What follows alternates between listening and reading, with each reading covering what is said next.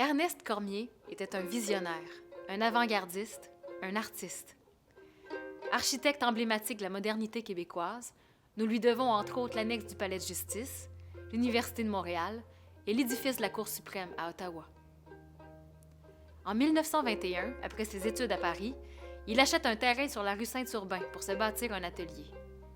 La construction de l'édifice s'étale sur presque une décennie, Cormier modifiant le projet au fil du temps. Il ajoute bientôt un étage afin d'y aménager une bibliothèque et un laboratoire photo.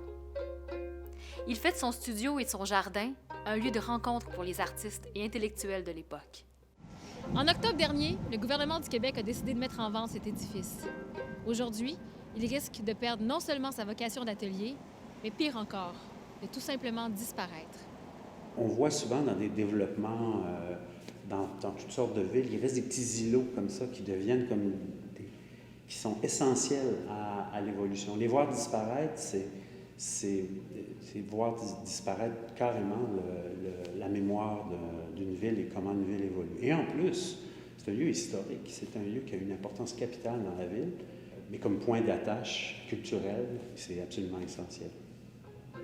La Société pour la sauvegarde du studio Ernest Cormier est l'initiative de jeunes artistes, designers et muséologues qui sont réunis pour acquérir l'édifice, le préserver et faire reconnaître son statut patrimonial.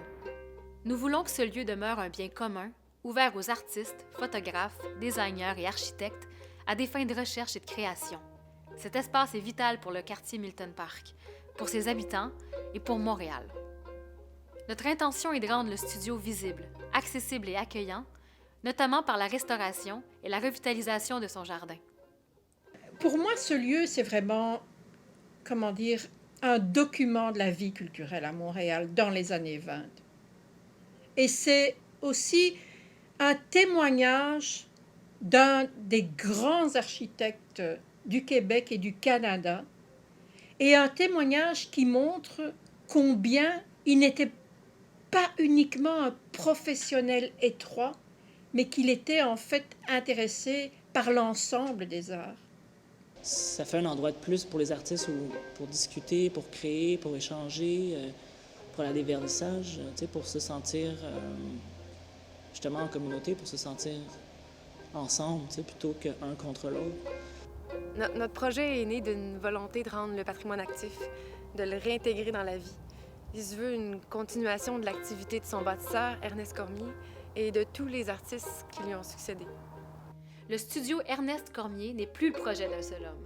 Il nous appartient maintenant à tous de le sauvegarder et de le considérer comme un des piliers de notre culture, de notre identité et de notre histoire. Aidez-nous à assurer l'avenir du studio Ernest Cormier, afin qu'il puisse redevenir ce pourquoi il a été imaginé, un lieu de création et de partage.